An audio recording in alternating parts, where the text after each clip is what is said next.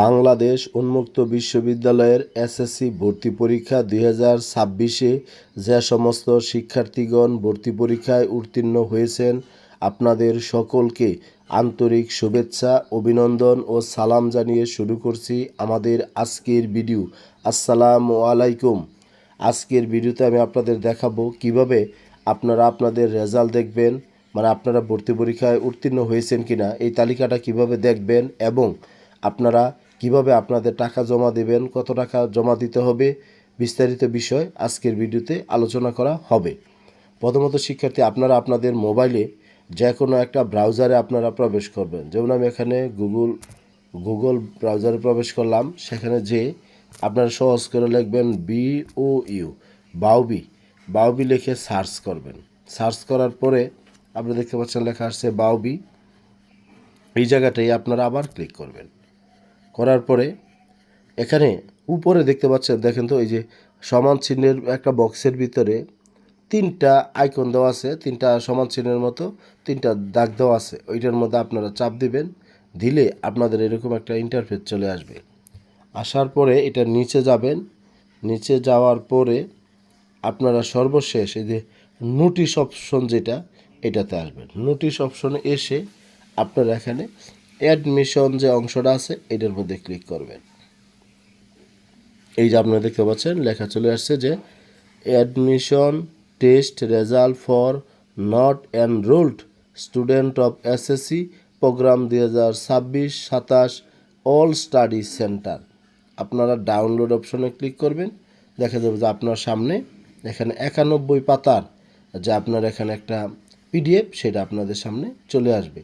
এরপরে আপনারা এইভাবে নিচে যেয়ে আপনাদের যার আঞ্চলিক কেন্দ্রের অধীনে, বিশেষ করে আমাদের 8 বিভাগে 8টি আঞ্চলিক কেন্দ্র, তাছাড়াও আমাদের বগুড়াতে, তারপরে আপনার হলো ফরিদপুরে, যশোর, তারপরে আপনার এখানে কুমিল্লা আঞ্চলিক কেন্দ্রের অধীনে আমরা এখানে বিষয়গুলো আমরা পাবো।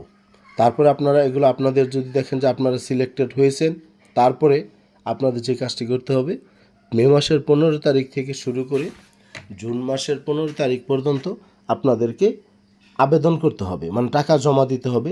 সেটা কত টাকা জমা দিতে হবে? আপনারা তো 300 টাকা দিয়ে আপনাদের আবেদনটা সম্পূর্ণ করেছিলেন, তারপরে ভর্তি পরীক্ষা দিয়েছেন।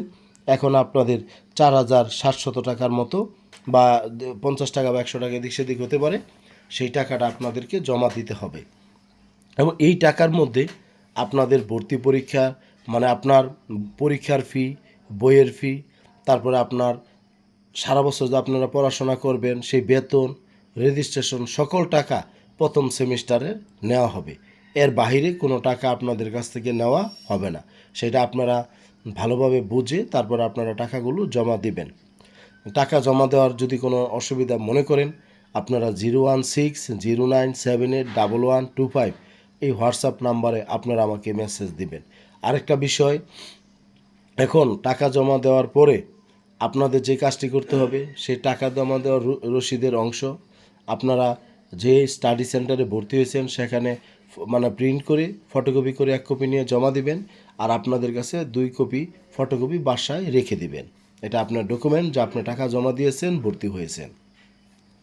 এখন শিক্ষার্থী, সবচেয়ে গুরুত্বপূর্ণ বিষয় হলো, আপনারা যারা ভর্তি হবেন, আপনাদের পরীক্ষাটা আপনারা জানেন কিছুদিন আগে আমাদের মাননীয় শিক্ষামন্ত্রী একটি ঘোষণা দিয়েছিলেন যে ডিসেম্বরে পরীক্ষা অনুষ্ঠিত হবে।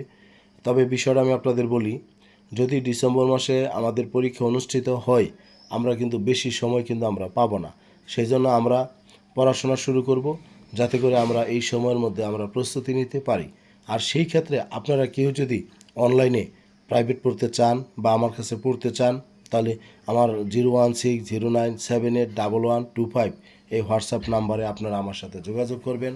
আমি আপনাদের সার্বিকভাবে সহযোগিতা করব, যাতে করে আপনাদের গণিত, ইংরেজির মতো যে সাবজেক্টগুলো, যেগুলোতে আপনাদের সমস্যা, সেই সাবজেক্টগুলো আমি আপনাদেরকে পড়িয়ে আমি আপনাদেরকে সহযোগিতা করব।